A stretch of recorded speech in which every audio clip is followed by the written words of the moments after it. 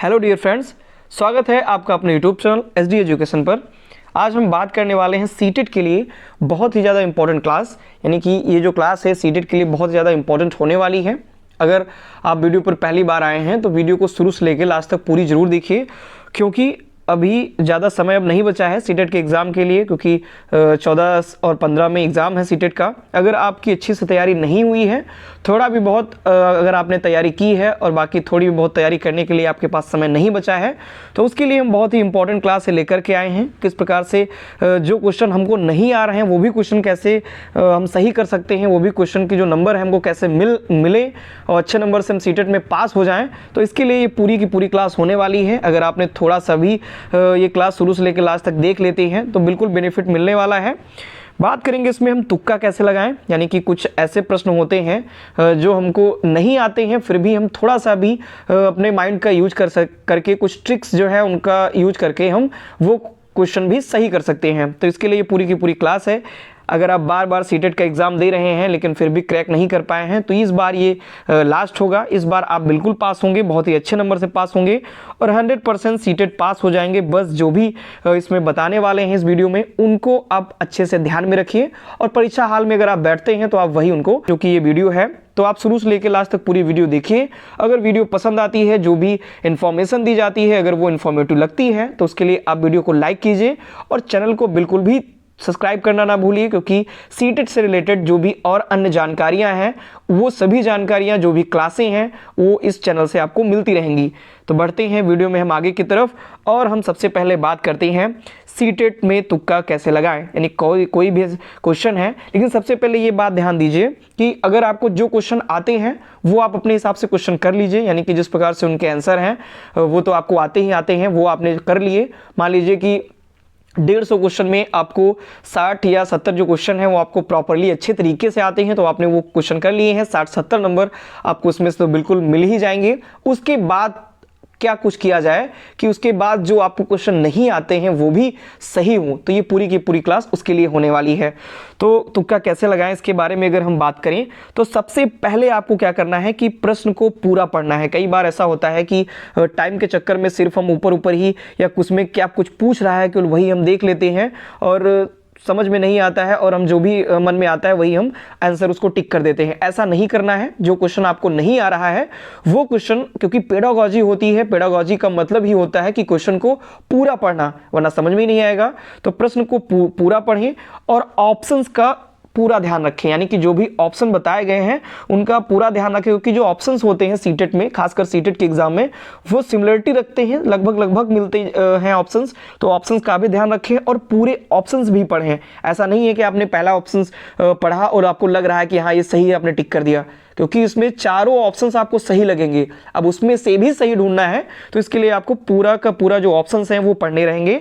फिर अगर आप ऑप्शंस देखते हैं तो उसमें क्या कुछ होता है, कुछ होते हैं दोनों या सभी ऑप्शंस का चुनाव करें। यानी मान लीजिए कोई ऐसा क्वेश्चन है जिसमें ए ऑप्शन दिया है, बी ऑप्शन दिया है, फिर सी में क्या दिया हुआ है कि ए व बी दोनों सही हैं, और फिर डी में दिया है कि सभी सही हैं। इस प्रकार से अगर ऑप्शंस दिया है, तो अगर किसी में सी ऑप्शन में दिया है ए व बी सही है, तो अगर आपको क्वेश्चन नहीं आ रहा है तो आप ए व बी सही, दोनों सही में आप टिक कर सकते हैं।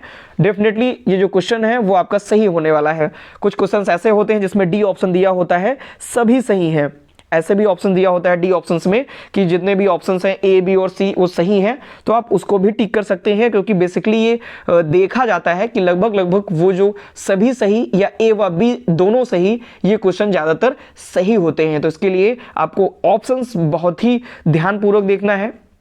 पहला ऑप्शन अच्छे से पढ़ना है, फिर दूसरा ऑप्शन अच्छे से पढ़ना है। उसके बाद अगर सी में लिखा है ए व बी दोनों, फिर आपको वो टिक कर देना है। कभी कभी 3 ऑप्शन आपको दिए होंगे, उसके बाद डी में लिखा होगा कि तीनों ऑप्शन सही हैं या ए बी व सी तीनों सही हैं, तो आपको वो टिक कर देना है।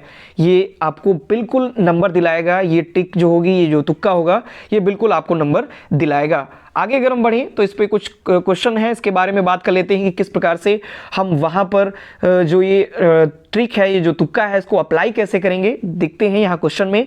क्वेश्चन हमारा चरित्र का विकास होता है, यानी कि जो चरित्र होता है उसका विकास किस प्रकार से होता है। तो ए ऑप्शन दिया है इच्छा शक्ति, क्वेश्चन हम पूरा पढ़ेंगे और ऑप्शन भी पूरे पढ़ेंगे। बी ऑप्शन है बर्ताव एवं व्यवहार द्वारा, सी ऑप्शन है नैतिकता द्वारा और डी ऑप्शन है सभी। तो अब यहाँ पर आप देख सकते हैं डी ऑप्शन आया है सभी। तो चरित्र का जो विकास है वो इच्छा शक्ति के द्वारा भी होता है, बर्ताव एवं व्यवहार जो होता है वो अच्छा व्यवहार करके भी होता है, और सी ऑप्शन है नैतिकता द्वारा, अच्छी नैतिकता के द्वारा भी चरित्र का विकास होता है। इस प्रकार से डी में लिखा हुआ था सभी सही, तो इस प्रकार से डी वाला ऑप्शन सही हो जाएगा। इसी तरीके से आपको पेपर हॉल में जो क्वेश्चन नहीं आ रहा है उसको भी सही कर देना है। आगे बढ़ेंगे हम, अगले तुक्के की बात करते हैं, अगले ट्रिक की बात करते हैं। ऑप्शंस का रखें विशेष ध्यान, यानी कि आपको ऑप्शंस का बिल्कुल ध्यान रखना है। किसी एक ऑप्शंस का चुनाव करें, यानी कि कभी कभी ऐसा होता है, मान लीजिए कि 4-5 क्वेश्चन ऐसे हैं, पहला क्वेश्चन, फिर दूसरा क्वेश्चन, तीसरा क्वेश्चन और चौथा क्वेश्चन। मान लीजिए 4 क्वेश्चन ऐसे हैं जो आपको चारों क्वेश्चन नहीं आते हैं। इसमें आपको सही करना है कि इसमें हमको नंबर अच्छे मिल जाएं। तो ये 4 ऑप्शन आपको दिए गए हैं। तो इसके लिए आप क्या करेंगे कि ऐसा नहीं है कि पहले में हमने दूसरा ऑप्शन लगा दिया, सेकंड वाले क्वेश्चन में हमने तीसरा ऑप्शन लगा दिया, थर्ड वाले क्वेश्चन में हमने फोर्थ ऑप्शन सही कर दिया और फोर्थ वाले ऑप्शन में मैंने पहला ऑप्शन सही कर दिया। अगर इस प्रकार से आपने ऑप्शंस लगा दिए हैं, टिक लगा दिया है, तो आपको नंबर नहीं मिलने वाला है, नहीं मिलने वाला है। समझिए क्यों? क्योंकि कभी कभी ऐसा होता है कि कुछ जो सीक्वेंस होते हैं वो दिए होते हैं, लगभग अगर आप एक ही प्रकार का ऑप्शंस का अगर चुनाव कर रहे हैं तो उसमें से आपका 1 या 2 क्वेश्चन सही होने की पूरी संभावना रहती है। किस प्रकार से? जैसे कि मान लीजिए पहला ऑप्शन है, जैसे पहला क्वेश्चन है, तो पहले क्वेश्चन का हमने लगाया ऑप्शन नंबर 3, तो बाकी जो भी क्वेश्चन होंगे उसमें भी अगर हम ऑप्शन नंबर 3 ही लगाते हैं तो ये कई बार ये चांसेस ज़्यादा बढ़ जाते हैं कि उसमें वो ऑप्शन सही हो जाए। अगर आप 5 क्वेश्चन कर रहे हैं तो 1 या 2 नंबर आपको वहाँ से मिलने की पूरी संभावना रहती है, क्योंकि लगभग 25 जो प्रश्न का डिवाइडेशन होता है वो ऑप्शंस में होता है, यानी कि 25 क्वेश्चन मान लीजिए पहला वाला ऑप्शन सही दिए जाते हैं, 25 नंबर दूसरा वाला ऑप्शन दिए जाते हैं। इस प्रकार से डिवाइडेशन होता है। तो अगर आप एक ही प्रकार का क्वेश्चन अगर आप लगा रहे हैं तो उसमें आपको सही होने की संभावना पूरी रहती है। लेकिन अगर आप उसको डिवाइड करके लगा रहे हैं, मान लीजिए एक में हमने पहला सही लगाया, दूसरे में हमने तीसरा सही लगा दिया और तीसरे क्वेश्चन में हमने दूसरा सही लगा दिया और फोर्थ क्वेश्चन में हमने लास्ट वाला सही लगा दिया, तो इस प्रकार से हम अगर चेंज करके लगाएंगे तो हो सकता है कि एक भी क्वेश्चन सही ना बैठे, एक भी नंबर आपको ना मिले। लेकिन अगर हम सिमिलरिटी कर रहे हैं, सभी में एक जैसे ही लगा रहे हैं, तो मान लीजिए 5 क्वेश्चन है तो उसमें से 1 या 2 नंबर आपको डेफिनेटली मिलेगा, कभी कभी आपको 3 नंबर भी मिल सकते हैं। तो ये आप ध्यान रखिए, क्या करना है, ऑप्शंस का चुनाव करना है और जब प्रश्न का उत्तर ना आए तब चारों में से किसी एक का उत्तर चुनाव करें, अलग अलग उत्तर ना दें। यानी कि अगर मान लीजिए 4 क्वेश्चन है तो चारों का आप अलग अलग उत्तर ना दें, अलग अलग ऑप्शन ना चुने, एक ही ऑप्शन चुन करके रखें, इससे आपको बेनिफिट मिलेगा ही मिलेगा। बढ़ेंगे हम अगले पॉइंट की तरफ, बात करें पॉजिटिव प्रश्न का पॉजिटिव उत्तर दें, यानी कि अगर पॉजिटिव क्वेश्चन है तो उसका आंसर भी आप पॉजिटिव में ही दें।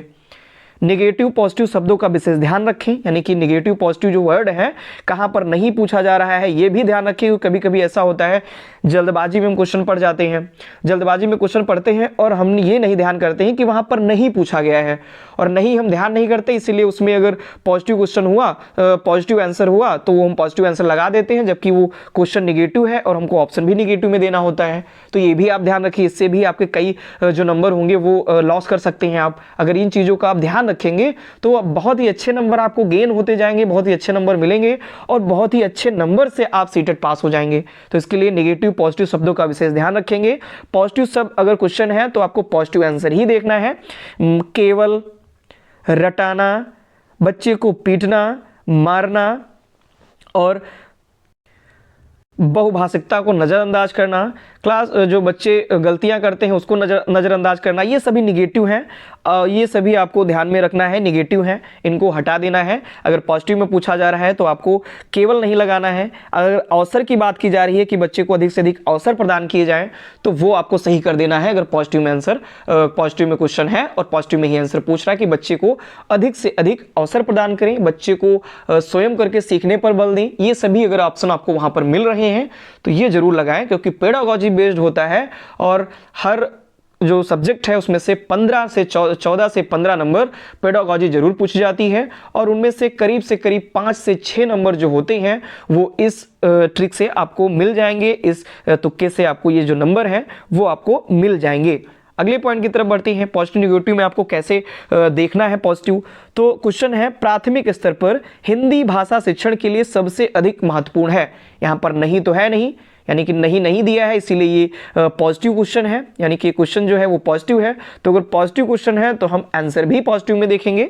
तो आंसर पॉजिटिव में देखने से हम नीचे से शुरुआत करते हैं।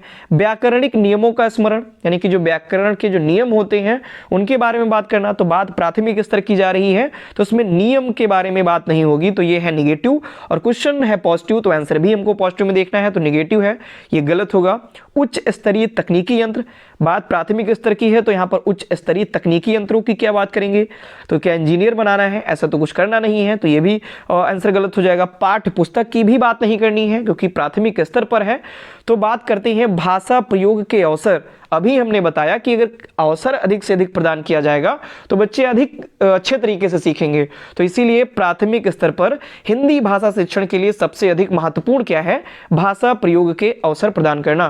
तो इस प्रकार से ये सही पॉजिटिव में क्वेश्चन था तो हमने पॉजिटिव में ही आंसर देखा। तो इस प्रकार से आप ये ट्रिक, ऐसे प्रकार की जो ट्रिक है, ये जो तुक्के हैं, ये आप सीटेट के एग्जाम के समय जो क्वेश्चन आपको नहीं आते हैं उसमें आप अप्लाई कर सकते हैं। अगले क्वेश्चन की तरफ, अगले पॉइंट की तरफ बात करते हैं। अगले ट्रिक तुक्के की अगर बात करें तो सबसे बड़ा प्रश्न का बड़ा और पॉजिटिव आंसर। मान लीजिए कि कोई कभी ऐसा होता है कि हम बहुत बड़ा क्वेश्चन देख करके सोच में पड़ जाते हैं कि अब इसमें हम क्या करें, क्योंकि क्वेश्चन बहुत बड़ा है। तो उसके लिए क्या किया जाए, तो जब क्वेश्चन बहुत बड़ा है और क्वेश्चन अगर पॉजिटिव में है तो आंसर भी आप देखिए जो बहुत बड़ा आंसर हो उसका आप आंसर लगा दीजिए। लगभग 90 से 99% वो आपका सही हो जाएगा। अगर पॉजिटिव में क्वेश्चन है और क्वेश्चन बड़ा है तो आंसर भी आप पॉजिटिव में ही दीजिए और आंसर भी आप ऑप्शन भी बड़ा वाला ही चुनिए। कैसे, हमेशा बड़े प्रश्न का बड़ा आंसर, अगर बड़ा प्रश्न है तो उसका बड़ा आंसर होगा। अगर क्वेश्चन पॉजिटिव में है तो उत्तर भी आप पॉजिटिव में ही ढूंढेंगे लेकिन बड़ा ढूंढेंगे। अगर निगेटिव में है तो आप निगेटिव में ही ढूंढेंगे। ये तो मैंने पहले ही बताया है। किस प्रकार से आप ये वाले ट्रिक या ये वाला तुक्का अप्लाई करेंगे उसके बारे में अगर हम बात करें तो इस पर भी एक क्वेश्चन है। उसके बाद बारे में अगर बात करें तो कक्षा में क्वेश्चन, देखिए क्वेश्चन बड़ा है और ऑप्शंस भी इसमें बड़े हैं, तो चलिए देखते हैं कैसे अप्लाई करेंगे। कक्षा में कुछ बच्चे लिखते समय वर्तनी संबंधी त्रुटियां करते हैं, यानी कुछ बच्चे ऐसे हैं जो वर्तनी संबंधी त्रुटियां कर रहे हैं कक्षा में। एक भाषा शिक्षक के रूप में, यानी कि अगर आप एक भाषा शिक्षक हैं, यानी कि भाषा शिक्षक हैं अगर आप, तो उसको किस रूप में आप देखेंगे, किस उसके लिए आप क्या करेंगे। यानी बच्चे हैं कुछ, वो लिखते समय वर्तनी संबंधी त्रुटियां कर रहे हैं और आप एक भाषा शिक्षक हैं, तो इसका सॉल्यूशन आप कैसे निकालेंगे। तो ये ऑप्शन है, शब्दों का सही रूप लिखते हुए बच्चों को दोनों तरह के शब्दों का आकलन करके अंतर पहचानने का अवसर देंगे। बी ऑप्शन है उन्हें सख्त निर्देश देंगे। सी ऑप्शन है त्रुटियों पर बिल्कुल ध्यान नहीं देंगे। और डी ऑप्शन है शब्दों को 20 बार लिखने के लिए कहेंगे। इसमें ज्यादा कुछ पढ़ना ही नहीं है। मैंने बताया क्या पढ़ना नहीं है कि क्वेश्चन लंबा है, क्वेश्चन बड़ा है तो आंसर भी बड़ा होगा। पहला ही आंसर सबसे बड़ा है, लगा दो इसको, ये 1 नंबर पक्का। अगर आपको देखना है कि हाँ सर क्या कैसे आप बता रहे हैं ये गलत है, क्या पता ये गलत आंसर हो, आप तो ऐसे ही बता दिए, तो चलिए हम आपको ऑप्शंस पढ़ करके अच्छे से बताते हैं। सबसे पहले नीचे से शुरुआत करते हैं। ऑप्शन नंबर डी, शब्दों को 20 बार लिखने के लिए कहेंगे। क्या बच्चों को आप ये बताएंगे कि आप वर्तनी संबंधी गलतियां कर रहे हैं तो आप इसको बार बार लिखिए, ये तो निगेटिव है, ये वैसे भी निगेटिव है, तो आप इसको हटा दीजिए, ये होगा ही नहीं आंसर। त्रुटियों पर बिल्कुल ध्यान नहीं देंगे, गलत है, त्रुटियों पर ही तो ध्यान देना है, बच्चे त्रुटियां करके ही सीखते हैं, तो ये भी आपका गलत। उन्हें सख्त निर्देश देंगे, उन्हें मारेंगे पीटेंगे, अरे मारना पीटना है ही नहीं। जो बच्चे होते हैं भगवान का रूप होते हैं, वो कितनी भी गलतियां कर ले उनको नहीं पीटना है। तो देखा, ये तीनों ऑप्शन गलत हो गए, तीनों ऑप्शन गलत हुए। क्वेश्चन बड़ा है, क्वेश्चन पॉजिटिव है, आंसर भी बड़ा और पॉजिटिव होगा, इसीलिए पहला आंसर, पहला पॉइंट, पहला ऑप्शन इस क्वेश्चन का सही हो जाएगा। तो जब भी आपको क्वेश्चन बड़ा दिखे, क्वेश्चन पॉजिटिव हो, आंसर भी आप बड़ा और पॉजिटिव देंगे, ये भी आपकी जो ट्रिक है बहुत ज़्यादा कारगर है। तो इस प्रकार से आप इन सभी जो तुक्के जो बताए गए, जो सभी प्रकार के जो ये ट्रिक्स बताएंगी, इनको आप अप्लाई करके एग्जाम्स में जो क्वेश्चन आपको नहीं आते हैं वो क्वेश्चन भी आप कर सकते हैं।